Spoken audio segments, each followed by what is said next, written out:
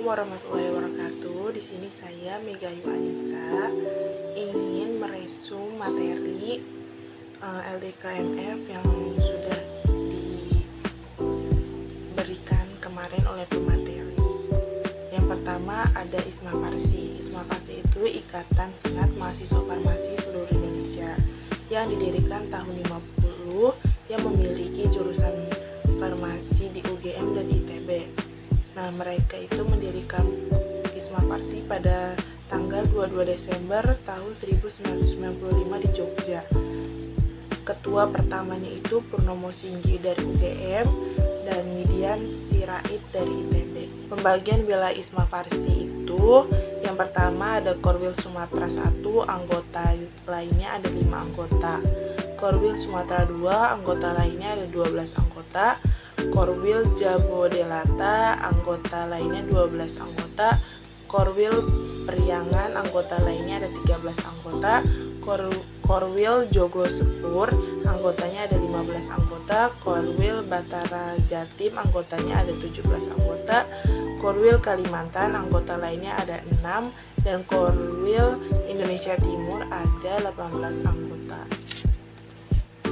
Nah, event nasional ISMA Farsi itu ada Rankernas, Pramunas, Rapat Tengah Tahun, terus Munas, Rakerwil, Rakorwil, dan Muswil.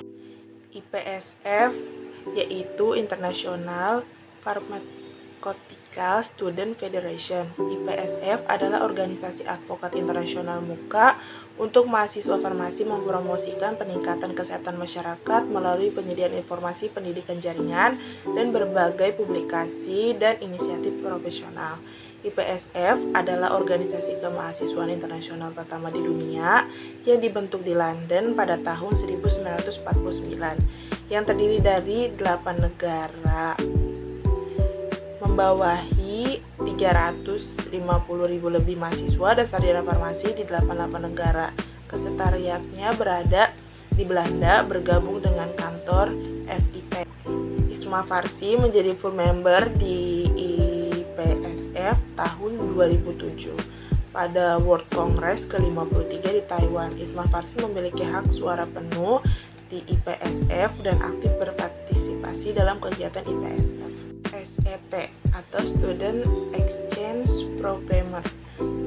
SEP adalah program kerja terbesar dari IPSF yang telah diikuti oleh lebih dari 1.000 mahasiswa dari 65 negara di seluruh dunia. Nah, yang materi kedua itu ada kepemimpinan. Kepemimpinan merupakan suatu kekuatan yang memegang peran penting dalam keberhasilan organisasi manapun. Nah, jenis kepemimpinan itu yang pertama ada korektif. Jenis kepemimpinan ini disebut juga dengan kepemimpinan otoriter. Ada otoritatif, pemimpin yang mendapatkan kekuasaan dengan persetujuan kejelasan visi yang ia paparkan. Yang ketiga ada afiliatif, kepemimpinan yang seorang pemimpin memberikan jalan kepada anggotanya. Terus yang keempat ada demokratis, pemimpin kepemimpinannya yang mengedepankan pendapat dari anggota untuk mengambil keputusan. Yang kelima ada pact setting, yaitu jenis kepemimpinan yang menyatakan bahwa seorang pemimpin membutuhkan atau menuntut kesempurnaan dari anggotanya. Yang terakhir itu ada coaching. Jenis kepemimpinan ini hampir sama dengan kepemimpinan yang sebelumnya karena pemimpin ini juga menuntut kesempurnaan dari anggotanya. Manajemen organisasi adalah suatu perencanaan pada suatu perkumpulan untuk mencapai tujuan tertentu. Tujuan manajemen organisasi yang pertama membentuk koordinasi yang baik, yang kedua menetapkan kinerja efektif, yang ketiga membuat lingkungan yang nyaman. Materi ketiga itu ada 9 of Pharmacy, 7 Star of Pharmacist adalah istilah yang diungkapkan WHO untuk menggambarkan peran seorang farmasi atau apoteker dalam pelayanan kesehatan yang seiring berjalannya waktu menjadi 6 Star of Pharmacist yang dicetuskan oleh WHO pada tanggal 7 Maret 2014. Yang pertama ada caregiver, yaitu artinya farmasi atau apoteker merupakan sebuah profesi di bidang kesehatan yang peduli dan berinteraksi langsung dengan pasien atau masyarakat luas. Yang kedua ada decision maker, yaitu artinya seorang farmasis harus dapat menentukan setiap keputusan yang akan diambil mengenai hal-hal yang berada di lingkup kefarmasian. Yang ketiga ada komunikator, yaitu kemampuan komunikasi yang baik karena sangat diperlukan dalam hal seperti pelayanan informasi, obat, konseling, dan edukasi obat kepada pasien. Yang keempat ada manajer, yang mengarahkan dalam hal kemampuan manajemen. Contohnya itu pekerja apoteker. Sebagai manajer itu apoteker penanggung jawab apotik dan kepala instalasi farmasi.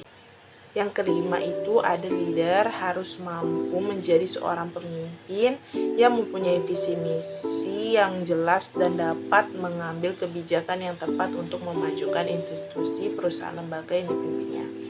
Yang keenam itu ada long learner, yaitu selalu memiliki rasa semangat belajar karena keilmuan mengenai farmasi atau kesehatan itu terus berkembang dari waktu ke waktu. 7 itu ada teacher, yaitu dapat menjadi pendidikan bagi pasien atau masyarakat maupun tenaga kesehatan lainnya terkait ilmu farmasi dan kesehatan.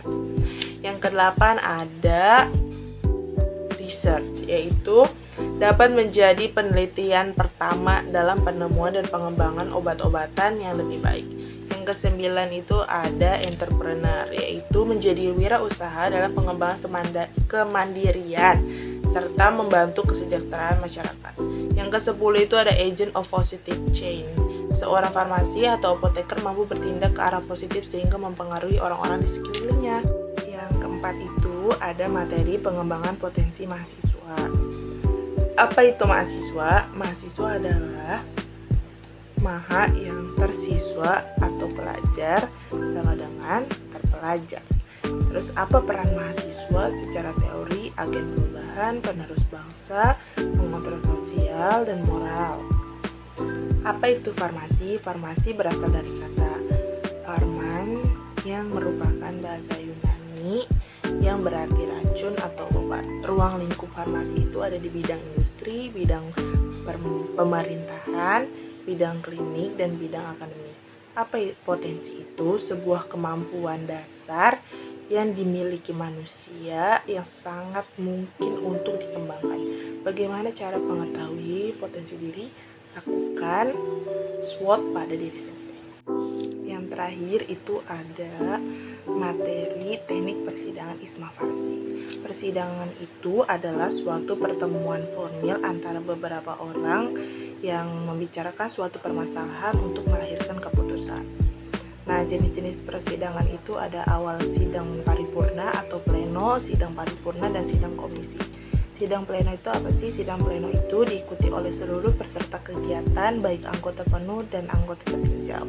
Nah, sidang pleno itu dipimpin oleh panitia pengarah SC, dan sidang pleno itu membahas dan menetapkan agenda, tata tertib, dan memilih pemimpin pemilihan presidium sidang tetap.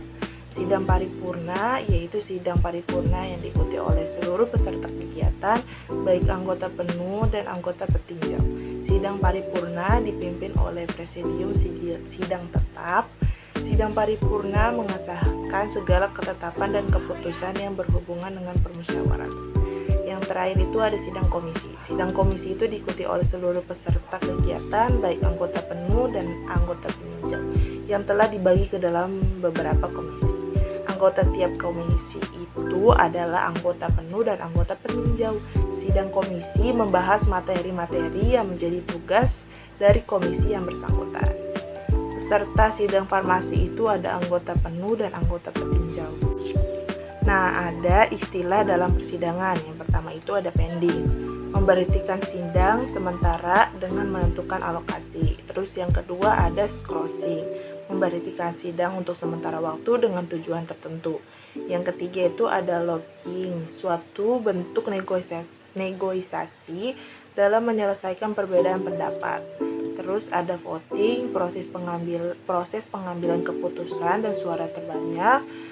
Quorum, jumlah minimal anggota yang harus hadir dalam suatu persidangan. Opsi, pilihan atau usulan pendapat yang dikemukakan oleh peserta sidang, walk out, meninggalkan ruang atas kehendak sendiri, terus ada interupsi, mengajukan pendapat, mendesak yang harus disampaikan, ada PK, meninjau kembali hasil keputusan sebelumnya. Nah, langkah-langkah mengambil keputusan itu ada 3. Yang pertama itu ada musyawarah mufakat, yang kedua itu ada lobby, dan yang terakhir itu ada voting.